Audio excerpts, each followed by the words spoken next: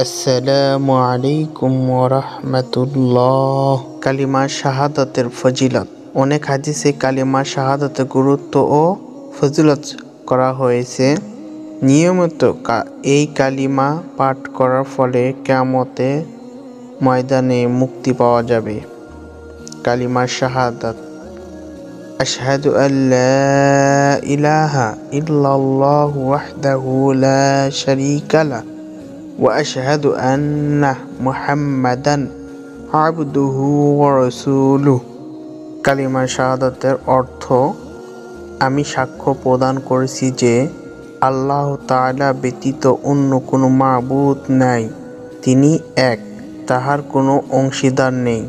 এবং আমি আরও সাক্ষী প্রদান করছি যে নিশ্চিন্তে হযরত মুহাম্মদ সাল্লাল্লাহু আলাইহি ওয়াসাল্লাম আল্লাহ তাআলা প্রেরিত বান্দা ও রাসূল। মুসলিমদের জন্য গুরুত্বপূর্ণ আমল। অবশ্যই আমরা আমলগুলো করার চেষ্টা করব ইনশাআল্লাহ।